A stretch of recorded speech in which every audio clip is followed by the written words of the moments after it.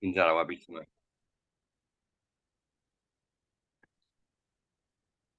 Bueno, com la noia ja ha parlat, i ens quedem nosaltres sols en aquesta sala, que sembla que no ens vegi ningú, però sempre hi ha molta gent, o hi haurà molta gent després que ens veurà.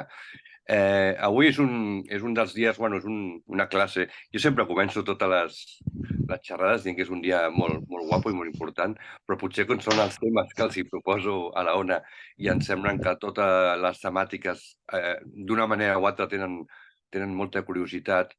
Eh, Avui el que m'agradava parlar-vos és de, bueno, canviaré el castellà perquè així una mica hi haurà més coherència en tots els escrits que tinc. Entonces, hoy vamos a hablar de Néstor Almendros, que como decía Sandra, no sé si para vosotros es uno de los directores de fotografía eh, muy conocidos o poco conocidos, ¿no? Em, Tiene un recorrido espectacular como director de fotografía, pero si hay alguna frase que lo define concretamente de una manera creo que perfecta, que es lo llaman el maestro de la luz, ¿vale?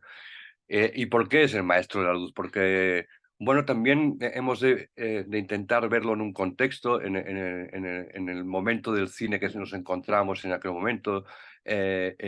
Aparece la Nouvelle Vague, aparece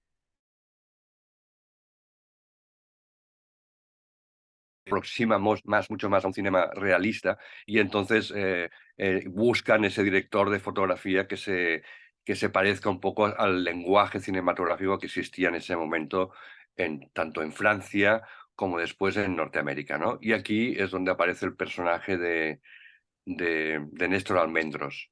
Néstor Almendros, curiosamente, bueno, curiosamente digo porque es importante decirlo, que nace en Barcelona, y después, bueno, después diré el año exacto, porque ya pondremos la charla, pero sí que es que entendáis un poco que vamos a hablar de un maestro de la luz en todos los sentidos. Utiliza la luz natural, prácticamente nunca utiliza, bueno, no, es que es de los pocos que no utiliza luz artificial en ninguno de sus películas. Esto provocaba que muchas de los directores de sus películas acababan horrorizados por los horarios en los cual él les hacía trabajar. Esto pasa porque, claro, muchos de los planos se rodaban al atardecer con luz natural, que es la luz naranja que él le gustaba. Los fotógrafos decimos esa, la luz mágica, ¿no? La luz naranja o la luz azul. Entonces, claro, ¿qué pasaba? Pues los rodajes se rodaban desde las 6 de la mañana o cuando salía el sol hasta el anochecer. Pero como él quería rodar solamente en unas horas del día porque era la luz mágica, pues prácticamente muchos de los planos se hacían en un tiempo muy corto de plazo, que entonces, claro, todos iban de culo, ¿no? Los actores, los iluminadores, todos, ¿no? Es decir, que hacía acelerar el proceso de filmación a muchos directores y esto los volvía locos, ¿no? Em, Sin ir más lejos, bueno, ya voy a empezar un poco con la clase, daros las gracias por participar. Eh, Me gusta mucho que os interese todo este tema de la relación entre el cine, diríamos, y el... Espero que os cambio de pantalla. Vale, un momento. Aquí. Vale, vale. ¿Lo estáis viendo bien? Sí, hacemos una Sí, señal. sí, ¿Sí? sí, sí. Vale, vale, gracias. Va con la foto, vale. El maestro de la luz, como os he dicho,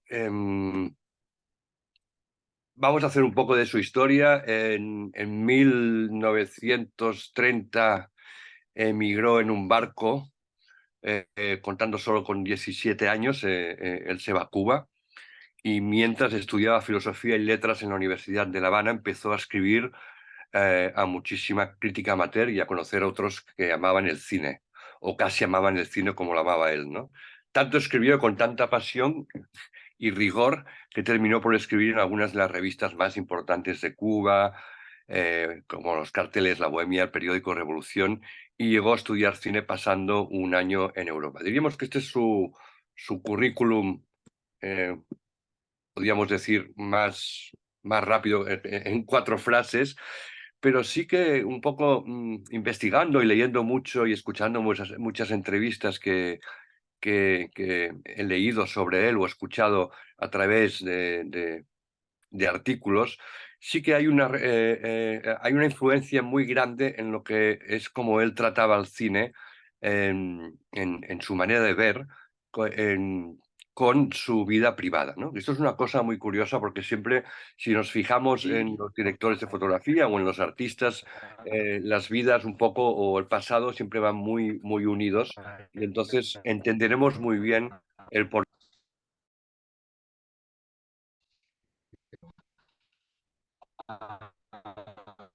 No se te oye, Jordi. Vale. Ah, vale. ¿Ahora se me oye? Sí, había silenciado el micro. Ah, muy bien, perdón. Ok. Gracias.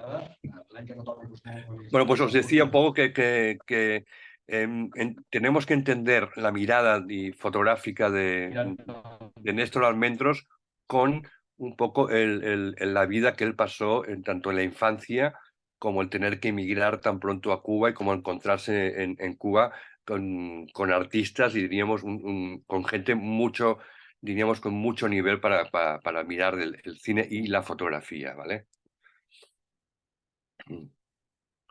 Vale, esto es un extracto, una revista de una entrevista, no sé si os acordáis, en un programa que hacían, sobre todo los más mayores, los tan jóvenes, ¿no? Se llamaba La Clave, ¿vale? No sé si os recordáis de esta serie de cine en José Luis donde Balbín. Luis Balbín presentaba a un director de fotografía y después veíamos las películas que daban.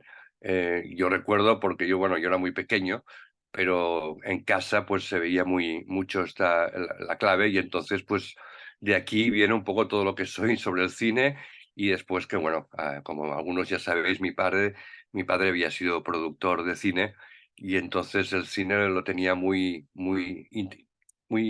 mamado, diríamos, por parte de mi padre, sobre todo, y después por parte de mi madre a través de estos programas de La Clave que eran interesantísimos.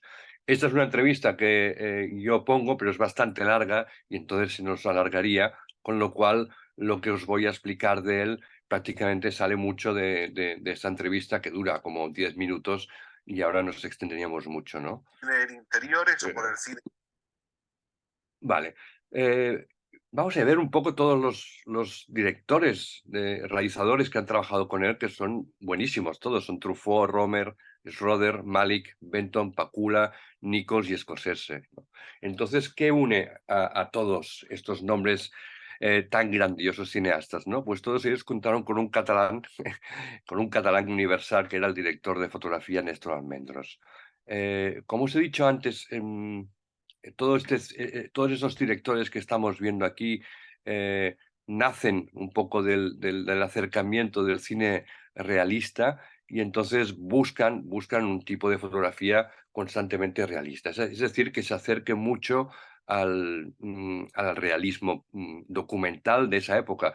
Paralelamente, pensemos un poco que la fotografía estábamos ya con un fotógrafo grande que era Enrique Cartier-Bresson, que prácticamente nos estaba contando lo mismo, ¿no? Sobre todo la fotografía francesa y la fotografía de Estados Unidos, con Robert Frank, con otros grandes fotógrafos, se estaban acercando, diríamos, al realismo puro. Es decir, ya dejamos atrás todo el movimiento pictórico y aquel cine en donde se acercaba más cada plano a una cosa muy pictórica y nos vamos ya a un cine mucho más realista.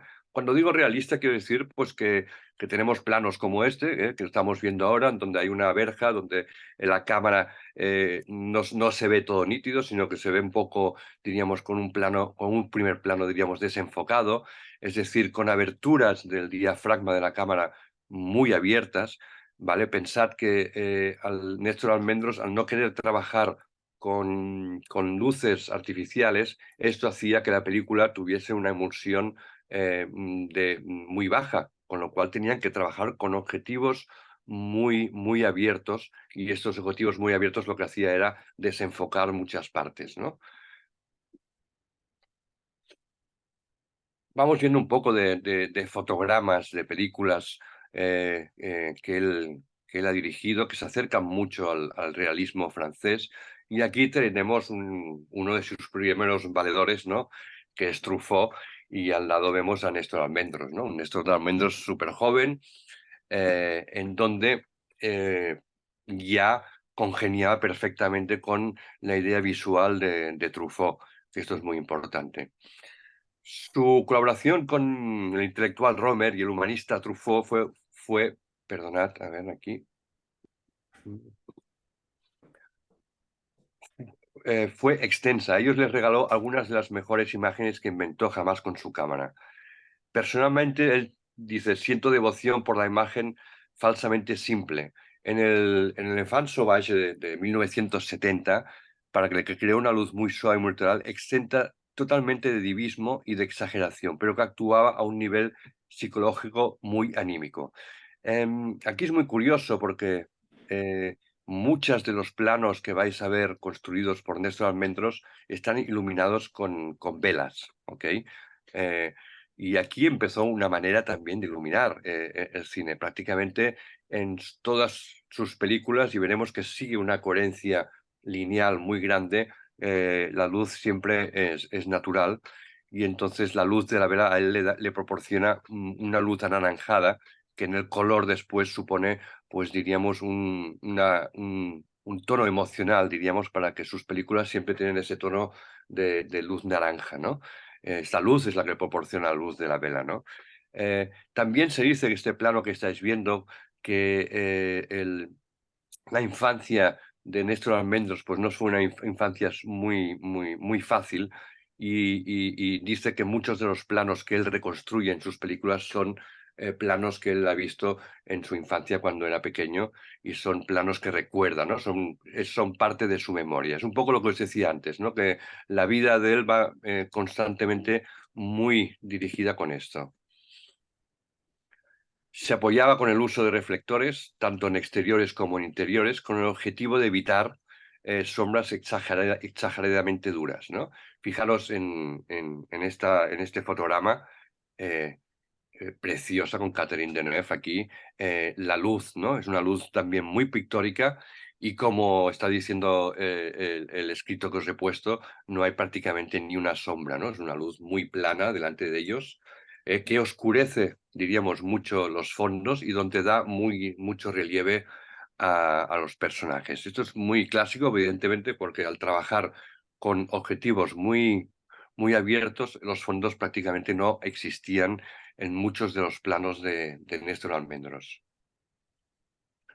Bajo su idea de simplificar la imagen, no buscaba movimientos de cámara muy complejos ni técnicas alejadas, es decir, que concebía totalmente el cine clásico. Es decir, la mayoría de sus planos los hacía en un trípode, porque, como os he dicho, trabajaba con velocidades muy lentas, y tenía esa capacidad de crear una atmósfera que eliminaba toda la luz innecesaria, ¿me entendéis? O sea, cualquier luz exterior que podía entorpecer lo que quería él que el protagonista tuviese esa luz, él la eliminaba. Aquí en esta foto lo vemos muy claramente, ¿no? La luz lateral que tiene el personaje es la única que manda, y después, si vemos el fondo, prácticamente no hay nada que esté introducido ahí y que evita un poco, evitaría paisajes que cobrarán más importancia que los intérpretes, ¿me entendéis? O sea, es importante ir entendiendo todo el lenguaje visual que él nos va haciendo constantemente. Y aquí es que lo vemos muy claramente, porque prácticamente el colgador que veis detrás aquí, las cortinas no tienen ni un ápice de luz, y en cambio él lo tenemos perfectamente iluminado. La utilización de espejos también, utiliza muchísimo. Bueno, tenemos aquí dos de sus películas donde os decía, él se siente un poco como en un espejo en los planos que hace, que es L'Enfant Sauvage, en donde tenemos los dos carteles que se utilizaron, y constantemente estáis viendo la iluminación de las velas, diría un cine súper realista, ¿no? Fijaros aquí el fotograma de Truffaut metiendo un poco la vela delante de la cara para poder hacer el plano. Lo más importante de la fotografía en una película no era la técnica, sino la sensibilidad plástica. Esto me recuerda a muchas de mis frases en donde siempre os digo a mis alumnos en mis cursos de fotografía o en mis talleres que la técnica es una cosa que se aprende a base de ir fotografiando, pero que no es lo más importante, sino que siempre tienes que tener una sensibilidad plástica. Y esta sensibilidad plástica se llega a través un poco de ir haciendo fotos, ir un poco probando cosas e ir haciendo tu marca, ¿no? Eh, Ayer, sin ir más lejos, estaba haciendo una clase y sobre las secuencias y recuerdo que les dije hacer secuencias, porque la vida no deja de ser una secuencia, y utilizar siempre los mismos objetivos fijos, ¿no? Porque entonces siempre tendréis exactamente la misma composición.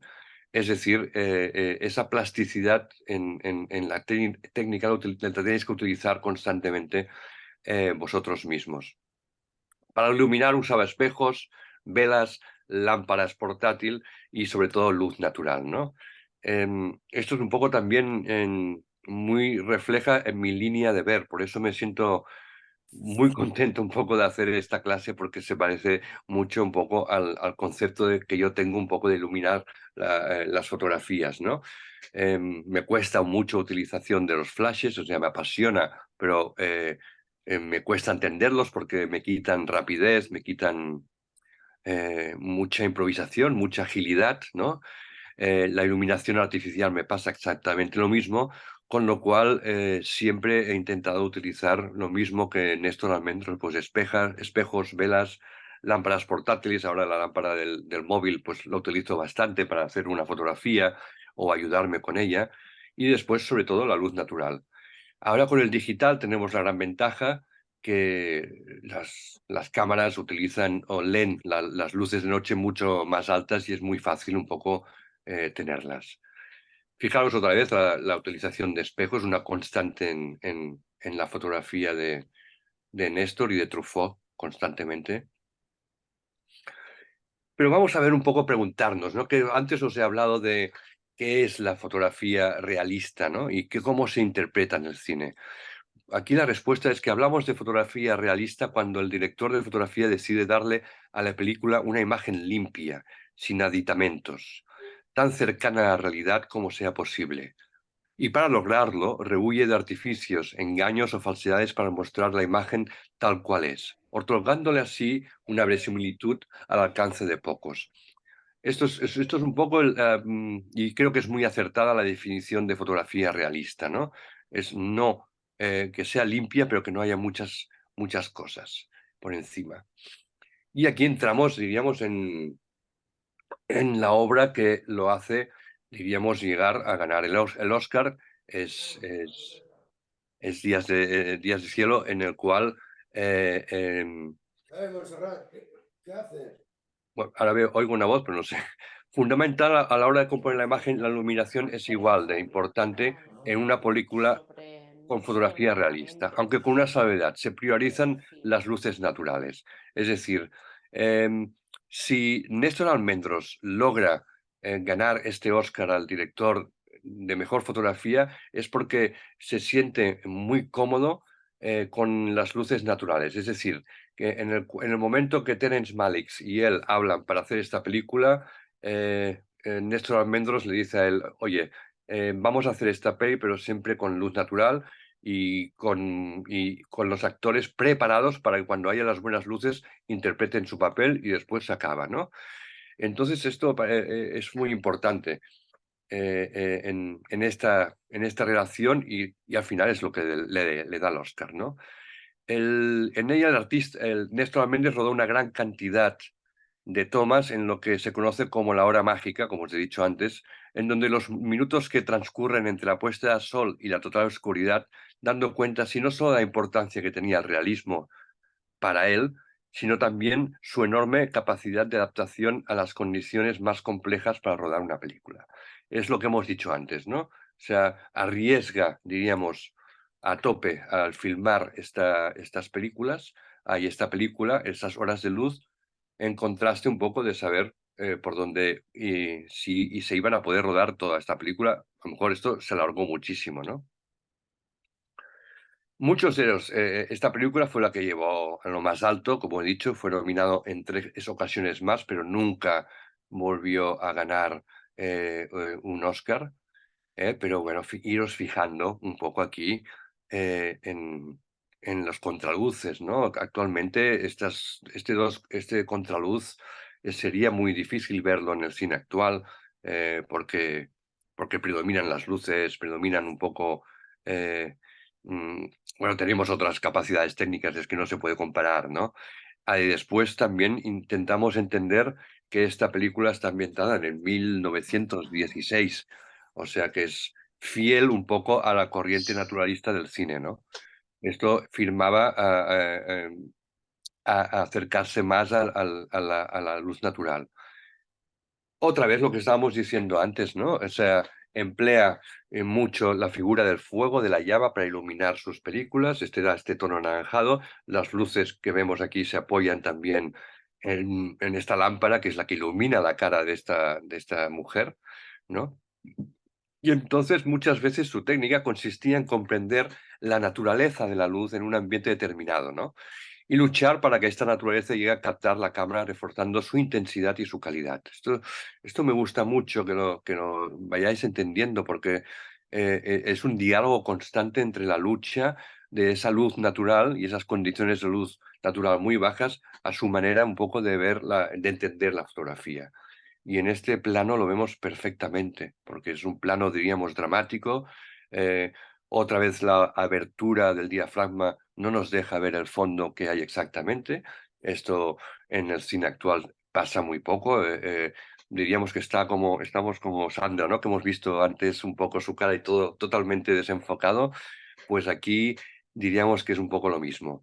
Sí, Eh, porque ahora se tiene que ver todo, todo Ahora sí perfecto tiene que ver todo y todo nítido y todo, y todo todo, nítido, y aquí todo digital, todo claro, digital. pero es que hemos de entender que técnicamente, al trabajar siempre con luz natural, tenía que abrir completamente el diafragma, y estamos hablando en un momento, pues bueno, que sí que existía la Kodak y existían emulsiones cada vez mucho más, diríamos, abiertas y objetivos mucho más, pero bueno. No, venimos de Orson Welles, ¿me entendéis? Que allí se tenía que trabajar con mucha luz artificial, y diríamos que el primero un poco que crea esta luz natural es Néstor Almendros, con el riesgo que le comportaba. Otra vez, ese, trabajando esos contraluces, ¿no? O sea, difícilmente podríamos ver ahora, como dice Sandra, planos de contraluz. Es un plano mucho más fotográfico para nosotros que no cinematográfico, para que lo entendáis, ¿no? El filme, para que entendáis los que no lo habéis visto, es como un western, ¿no? Que parece filmado en un eterno crepúsculo, que es un poco lo que él quería, ¿no? Las ópticas, como estoy diciendo, pues le ayudaban bastante, pero trabajaba con eso, con medios limitados, ¿no? Y es lo que os decía, ¿no? Su estancia en Cuba, en ver cómo se filmaba, cómo se trabajaba en Cuba con medios totalmente muy básicos, es lo que hizo, diríamos, llegar él a Estados Unidos y a Francia con la capacidad de trabajar con medios muy básicos y poder hacer esta maravilla de fotografía, ¿no? Em, Imaginaros, ¿no? Pues esto es un poco las tablas que te da. Vamos viendo un poco, fijaros, no siempre hay luces muy bajas, prácticamente a partir de lo que es el atardecer es cuando él empezaba a filmar. Fijaros las sombras, lo alargadas que son también, con lo cual, diríamos, esto podía ser un Vermeer también en el realismo. Eh, no utilizo la imaginación, utilizo la observación. Se nota constantemente en su manera de trabajar, pero bueno, esto es una influencia pictórica de los flamencos muy grande, ¿no? Por eso me gusta un poco cuando también los directores de cine aplican un poco sus influencias pictóricas con luz natural, diríamos, en el aspecto de dirección de fotografía. Otra vez lo mismo, ¿no? Absente totalmente de luces en el fondo que molesten este plano, y con una lamparita ilumina toda la escena, fijaros la cortina, un poco qué volumen que da. Vamos, es que esto es precioso, ¿no? O sea, eh, em, fotográficamente hablando también, ¿no? O sea, yo veo fotogramas, pero estoy viendo una foto también, ¿no? Y como la mayoría de aquí también sois fotógrafos, es interesante ver esta relación tan mágica que tiene la fotografía con el cine. Otra vez, un fotograma precioso, eh, con esas tonalidades, esa mezcla, esos colores cromáticos que mezclan el naranja con el azul detrás constantemente, ¿no? El trabajar en estas horas de luz te daba estos matices y entonces el naranja y el azul, para los que no sepáis, son colores que trabajan muy bien en el ojo del espectador porque son colores, diríamos, eh, que te calman un poco, que diríamos que entran muy bien visualmente un poco para el espectador y no son colores agresivos como podría ser el rojo o el verde, sino que son colores muy suaves. Eh, no penséis que es una casualidad, sino que es una realidad en cuanto al fotógrafo, al director de fotografía, al director hablan antes de ver cómo vamos a plantear la textura y qué sensaciones y qué emociones le vamos a dar al espectador, pues todo esto son cosas que se tienen muy en cuenta antes de realizar una película, ¿ok? El color, la luz, etcétera. Su pauta era amplificar lo que ya estaba en la localización, pero sin explotarlo mucho, perdón. Es un director que constantemente busca la presencia de la luz funcional, siendo el sol su fuente preferente de luz, tanto en exterior como en interior. En el interior intento usar siempre la luz solar disponible, aunque debido a su inconstante presencia se apoyaba en luz artificial como refuerzo, es decir, pues parasoles, luces externas un poco de lámparas, etcétera, ¿no? Eh, esta escena también me gusta que la entendáis cómo se acerca a los personajes, diríamos, con una especie de angular. Estamos en un contraluz, diríamos, que intuimos porque la nube está, diríamos, entrecruzando el sol y esto nos da esta sombra en las caras, pero no pasa nada, ¿no? Aquí en el cine actual estaríamos con un reflector iluminando las caras de ellos para que se viesen muy bien las caras, pero no, estos contraluces a él le gustan muchísimo. Creo que ahora viene un momento de que hagamos como 2 minutos de silencio, o sea, yo, porque son unas imágenes que os he puesto de esta película para que las tengáis. Yo creo que van con música, pero creo que el sonido no lo vais a oír, con lo cual no importa mucho.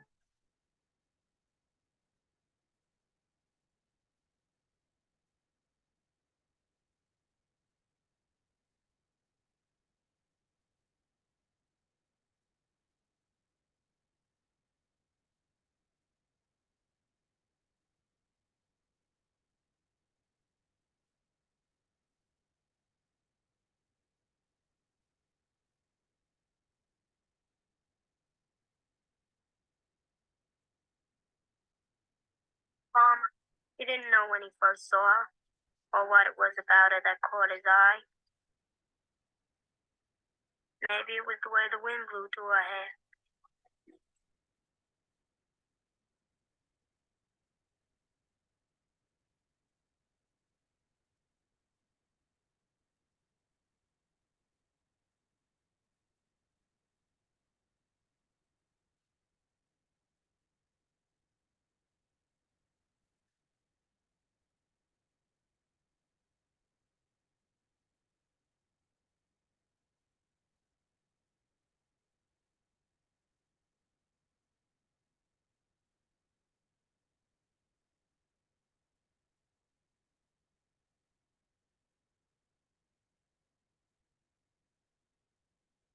No sé si, porque como no sé si habéis podido oír el sonido, ¿no? O si se oía de fondo.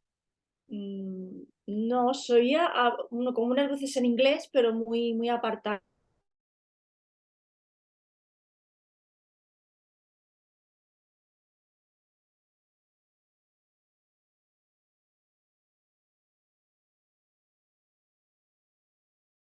Hemos repasado un poco a nivel de luces y de trabajo de luz natural.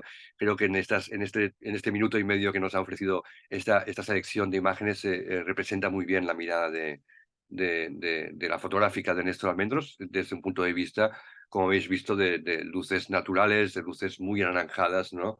Y esto es un poco lo que provoca esta imagen que vemos ahora aquí mismo, en donde pues vemos a Néstor Almendros recibir el Oscar, por el cual un poco a partir de aquí se hizo relativamente muy conocido. Diríamos que antes ya había hecho muchas cosas, o sea, no es decir que llegue este momento tan grande sin haber trabajado todo lo que hemos visto de la Nouvelle Vague y Truffaut y todo esto, pero bueno, llega con una película que es Days of the Heaven, en el cual pues él se hace famoso o hace.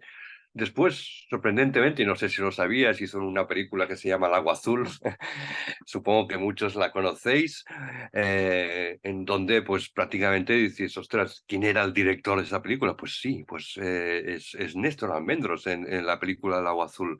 Yo la vi relativamente hace poco, un poco también para hacer esta clase, pues un poco repasé todas las películas que él había hecho, algunas por curiosidad, para saber el tratamiento de la luz que le estaba dando, y otras pues para saber también un poco cómo eran estas películas. No sé si algunos de vosotros la habéis visto, El agua azul o no, o la tenéis en mente, pero bueno, el chico rubio este sí, yo creo que a todos se nos quedó grabado el personaje este, que después hizo un mogollón de películas también.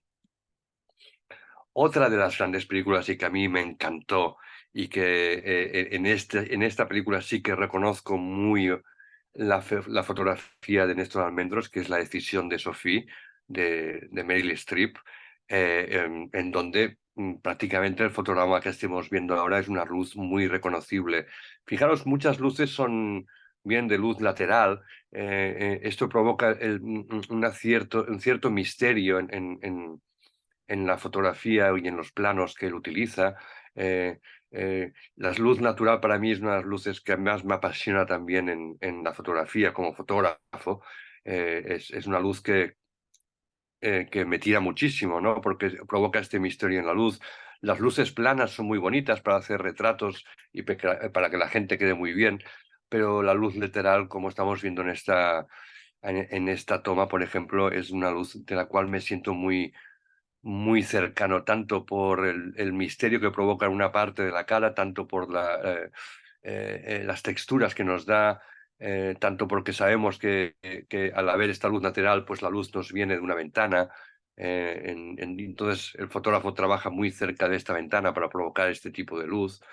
No sé, hay matices que me gustan muchísimo, ¿no? Y este fotograma de Meryl Streep, que está realmente preciosa, me lo podía estar viendo mucho rato seguido porque me transmite muchísimas cosas, ¿no? Y quizás si hubiese una luz plana delante de ella no me transmitiría tantas cosas. Eso es un poco lo que os quería decir.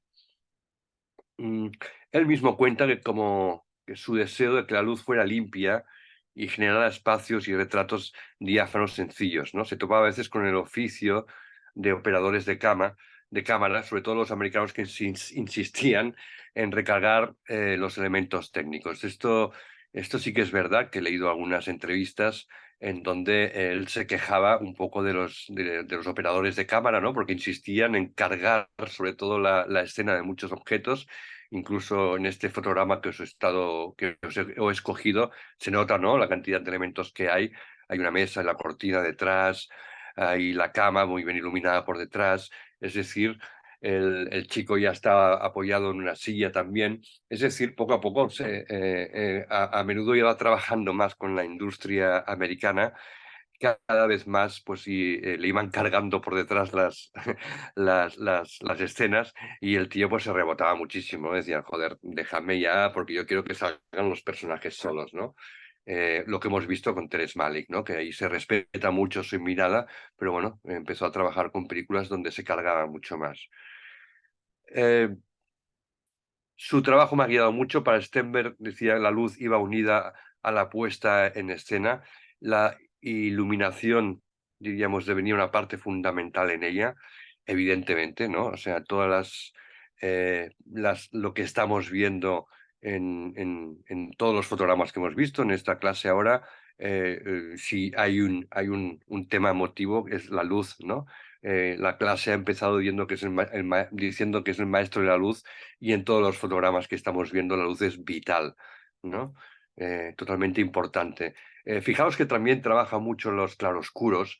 Veníamos de fotógrafos o directores de fotografía donde Orson Welles trabajaba muy bien, sobre todo los claroscuros, y la ausencia un poco de fondos que, diríamos, podían destruir un poco toda su combinación, pues trabajaba mucho con estos fondos oscuros, ¿no? Y esto hacía que el claroscuro pues le da una poesía, diríamos, diferente. Es una tendencia también que después se ha ido, diríamos, eliminando un poco del cine, ¿no? El claroscuro, porque se parecía mucho a pintura. Y en cambio, en fotografía, muchos fotógrafos, bueno, cuando veo fotografías con claroscuros, pues se me ilumina la cara, ¿no? Porque me atraen muchísimo. El fotograma que estamos viendo ahora es precioso porque nos concentra exactamente en las expresiones de los tres, ¿no? Todo el rato que estoy hablando, estamos fijándonos en la niña que toca la flauta y cómo viajamos desde la izquierda hasta el final de la fotografía, hasta la derecha, hasta la expresión del niño, ¿no? Que está quieto. Y entre medio tenemos perfectamente iluminada Meryl Streep con los ojos cerrados, con una expresión triste también. Es decir, el claroscuro nos concentra directamente la mirada en donde queremos que el fotógrafo mire, ¿no? Otra vez, impresionante este fotograma de la película La Histoire d'Adèle de François Truffaut. Es un ejemplo precioso de luz, diríamos semilateral, porque tenemos media sombra en la cara, pero otra vez muy pictórica, con un fondo prácticamente eh, eh, desenfocado, diríamos, con un punto de color detrás, como la bicicleta de Sandra, y perdona Sandra que te vaya haciendo referencias ahí, pero es que te veo por un ojo izquierdo y veo esta fotografía por delante y prácticamente estáis en el mismo plano, ¿no? O sea, me gusta mucho, sobre todo esta película, si la historia de Adele, si no la habéis visto, la recomiendo muchísimo porque es una poesía visual constante de un ejemplo de luz natural perfecto. Fijaros otros fotogramas de la película, ¿no? O sea, vamos de una luz que viene de una ventana a una luz que nos viene por detrás, perfectamente puesta ahí al lado de la cama, en donde la ilumina, diríamos, por detrás, ¿eh? Y en donde otra vez pues, nos refleja esta preocupación del personaje, ¿no? Siempre está ahí sentado escribiendo sus notas, las cartas, y la cama esa detrás, antes la teníamos así, ahora tenemos antes en rojo y ahora aquí en azul, ¿no? Cómo vamos cambiando los colores. Más fotogramas de esta preciosa película. Nada, fijaros, nada de iluminación exterior, ¿no? Nos hemos ido refiriendo toda la clase o toda la charla refiriendo a este tipo de iluminación, y fijaros que básica aquí ya no es tan anaranjada iluminación, fijaros que tiene una luz blanca, eh, en donde refleja un poco que es la necesidad de leer las cartas bien, pero también ilumina lateralmente al personaje, ¿no? Fijaros qué maravilla otra vez de iluminación. Suave, ¿eh? No hay nada de contraste, incluso las sombras son muy suaves, ¿vale? En otra clase que hicimos sobre el cine, recordad que Orson Welles eran muy contrastadas, no sé si os acordáis la última clase que dimos, decir, ostras, fijaros, ¿no? Que los negros eran muy negros, aquí todo está mucho más matizado para enfatizar la dulzura de los personajes, ¿no? Y esto es una característica muy grande de él. También trabaja muy bien lo que son las luces frías, es decir, cuando trabaja en Estados Unidos, si os habéis fijado en las luces muy anaranjadas, porque el paisaje y el tono de la película nos daba ese tono. En cambio, pues cuando trabaja con Truffaut en París, trabaja unas luces muy diferentes. Evidentemente el clima es diferente, evidentemente también la luz varía mucho, prácticamente no hay sol en Francia, y trabaja con una luz natural que es la que tiene. Y son luces muy azuladas, muy frías, ¿no? Muy poco cálidas. Pensad un poco que la calidez y la frialdad de la luz nos la determina el guión de la película, ¿eh? hay directores de fotografía, ya no tanto Néstor Almendros, sino algunos otros que quizás hablemos más tarde, que empiezan una escenografía, hay una secuencia en la película con un tono muy, muy, muy azulado, ¿no? Para que el espectador tenga esta sensación de que va a pasar algo, de frialdad, y después acaba la película con tonos mucho más cálidos, ¿no?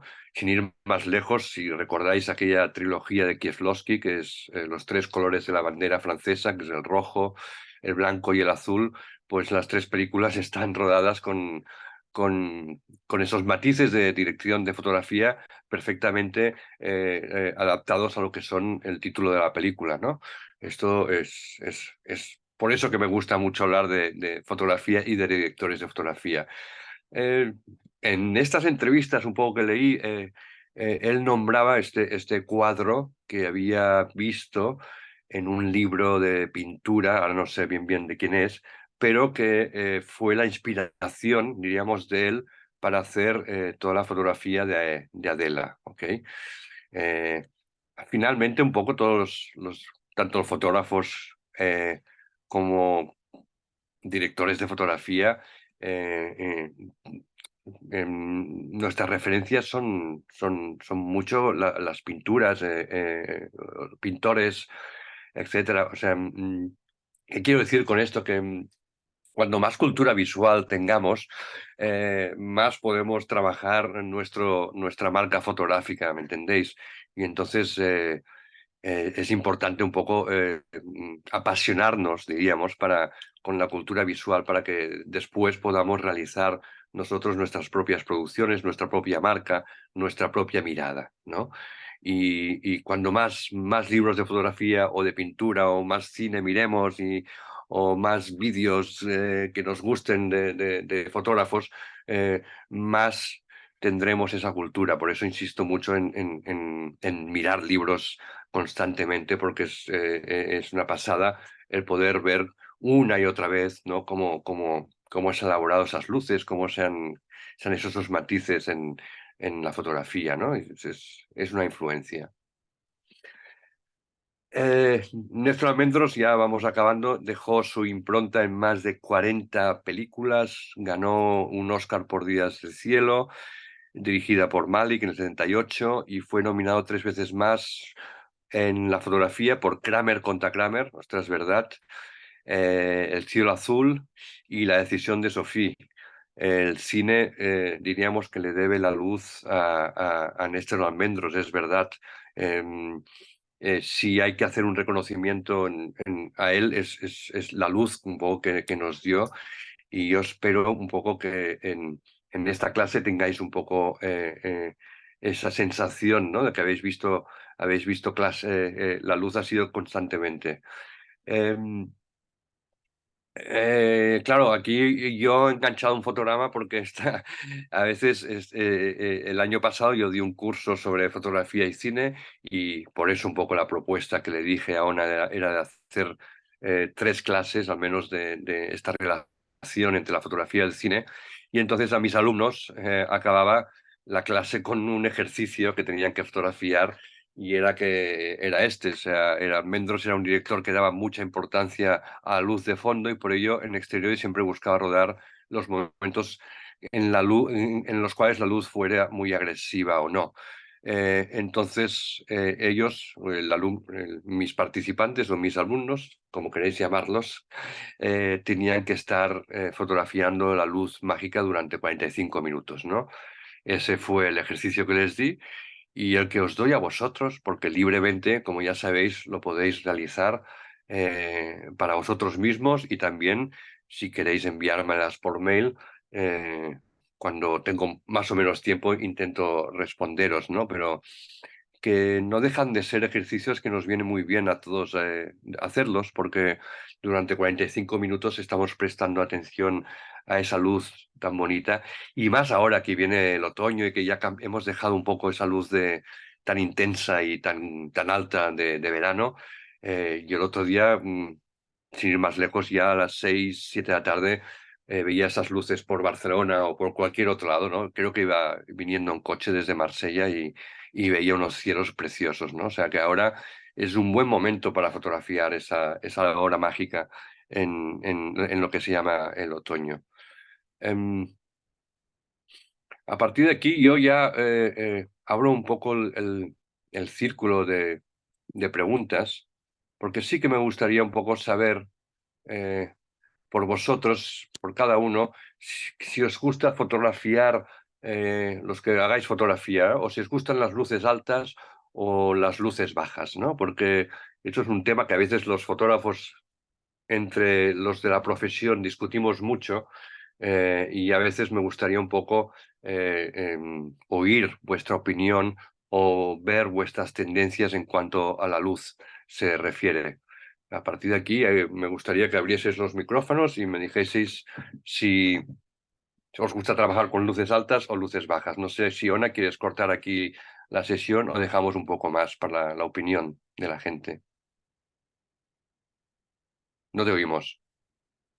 Digo que voy a cortar por si acaso